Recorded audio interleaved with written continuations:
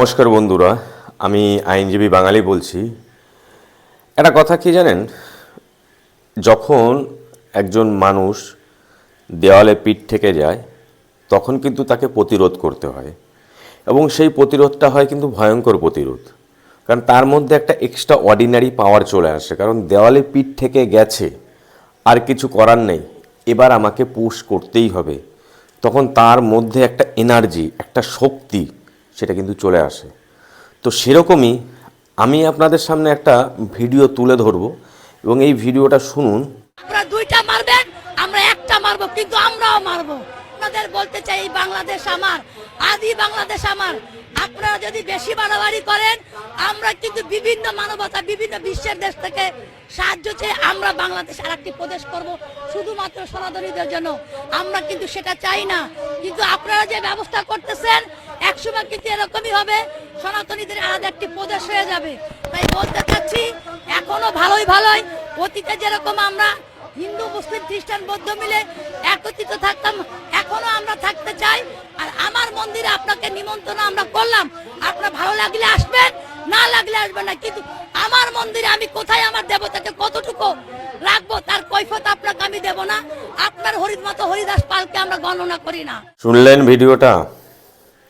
এটা হচ্ছে বাংলাদেশে, এবং বাংলাদেশের একজন লেডি আইনজীবী চৈতালিদি, উনি কিন্তু একদম স্পষ্ট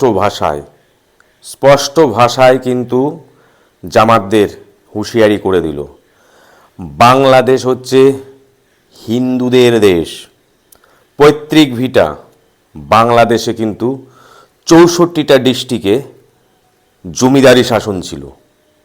সুতরাং সেই বাংলাদেশে যে সমস্ত হিন্দু সম্প্রদায়ের মানুষ এখন রয়েছে, তাদের কিন্তু দেওয়ালে পিঠ থেকে গেছে।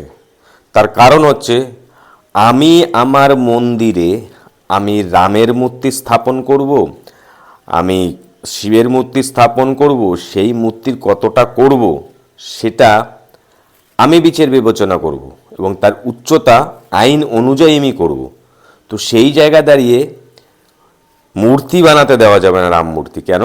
আমার বাড়ি মানে আমার ভিটে, আমার মন্দির, সেই মন্দিরে আমি ভগবান রামচন্দ্রের মূর্তি স্থাপন করব, আর বাংলাদেশের জামাতরা সেটাকে আটকাবে?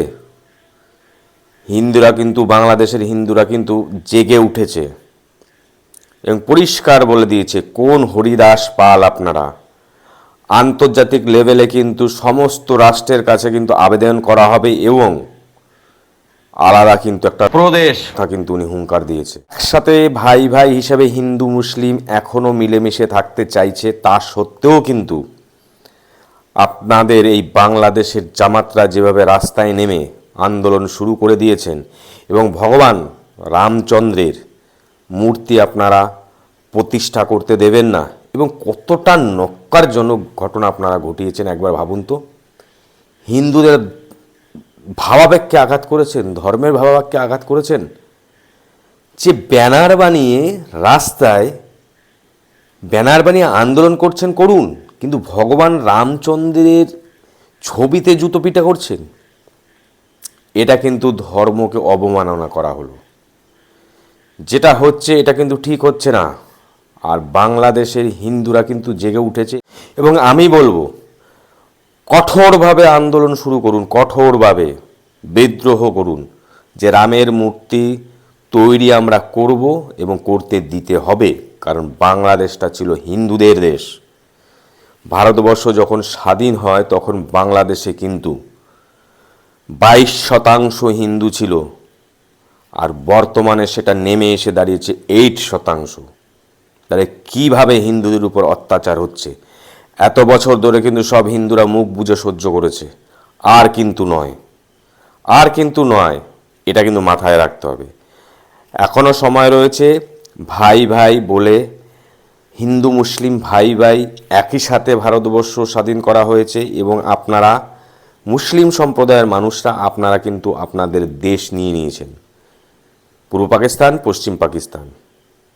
পূর্ব পাকিস্তানটা কিন্তু বাংলাদেশে পরবর্তীকালে তৈরি হয়েছে, এবং সেই বাংলাদেশ তৈরি করার জন্য, স্বাধীন করার জন্য কিন্তু ভারতীয়রা সহযোগিতা করেছিল, ভারতীয় সৈনিকরা সহযোগিতা করেছিল। সুতরাং বাংলাদেশে যে সমস্ত সনাতনী হিন্দু সম্প্রদায় আছে তাদের উপর অত্যাচারটা বন্ধ করুন, মিলেমিশে থাকুন। তা না হলে এই যে অ্যাডভোকেট যে দিদি উনি বললেন না, বিদ্রোহ করবে এবং বিভিন্ন বিশ্বের দেশ থেকে সাহায্য চেয়ে আমরা বাংলাদেশ আর একটি প্রদেশ করব শুধুমাত্র সনাতনীদের জন্য। সুতরাং এই যে একজন শিক্ষিত ভদ্রমহিলা আইনজীবী যথেষ্ট ভালো কথা বলেছে, সেই কথাটাকে কিন্তু প্রাধান্য দিন এবং বাংলাদেশে যে রামের মূর্তি তৈরি করা হচ্ছে সেই রাম মূর্তিটা তৈরি করতে দিন। এবং ভগবান রামচন্দ্রকে আঘাত করা মানে ধর্মীয় ভাবকে আঘাত করা, হিন্দুদের আঘাত করা, হিন্দুদের অন্তরে লাগা। সুতরাং এটা মাথায় রাখুন, ভালো থাকুন, সুস্থ থাকুন।